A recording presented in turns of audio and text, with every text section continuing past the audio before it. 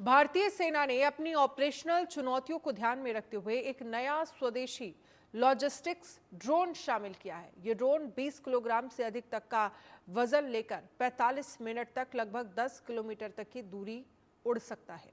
साथ ही 20 से 45 degree Celsius तापमान के बीच प्रभावी ढंग से काम कर सकता है। इस ड्रोन की सहायता से दुर्गम इलाकों में जरूरी सामान और हथियार पहुंचाए जाते हैं। इसके अतिरिक्त इस ड्रोन का इस्तेमाल निगरानी के लिए भी किया जा सकता है।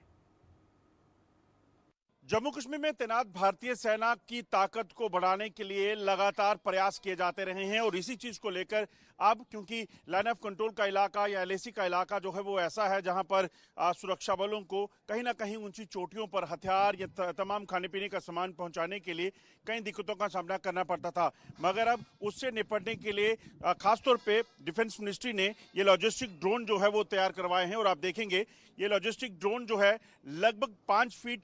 से ज्यादा का रेडियस का होगा और इसकी अगर बात करें, इसकी खासियत ये है कि ये एक समय में 40 मिनट तक जो है वो फ्लाई कर सकता है, उड़ सकता है और किसी भी तरह का सामान लॉजिस्टिक जो है इनको लेकर जाना है तो 20 किलो तक जो क्षमता का ये ड्रोन है। अगर आप देखेंगे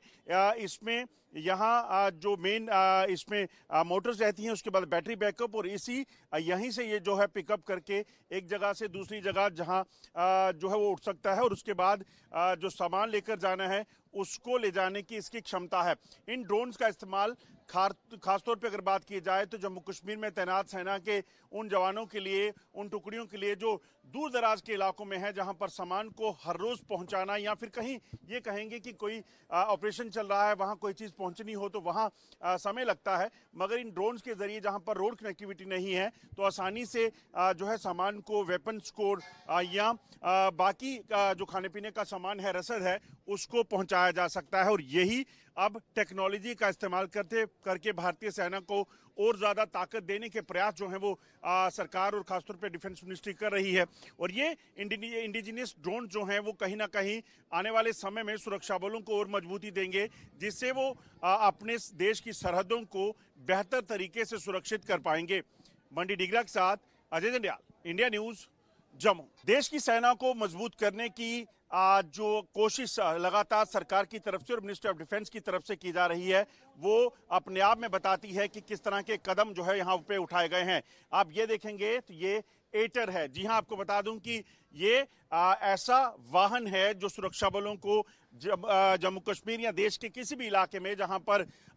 पानी है, जहां पर कीचड़ है, जहां पर बर्फ है, जंगल का इलाका है, यहां मोबिलिटी के लिए जो है वो मदद करता है। आप देखिए इस अगर वाहन की बात की जाए तो इस वाहन को पूरे तरीके से सुरक्षित रखने के लिए बड़े बड़े टायर्स का इस्तेमाल किया जाता है। जंगल का एरिया है, सोचिए वहां पर चलना है जहां ग्राउंड क्लियरेंस बहुत ज्यादा चाहिए, पानी है कहीं पर, वहां अगर इनको चलना है और वहां पर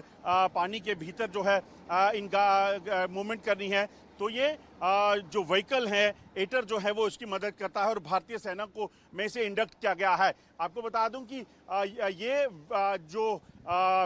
व्हीकल हैं, इन व्हीकल्स को रिसेंटली जो है वो भारतीय सेना में शामिल किया गया है और हर तरफ इसकी खासियत ये है कि जब आप इसके भीतर हैं, जवान जो इसके भीतर है, मैं कैमरामैन से कहूंगा वो इस तरफ आके बताएं। आप देखेंगे इस तरफ से जो है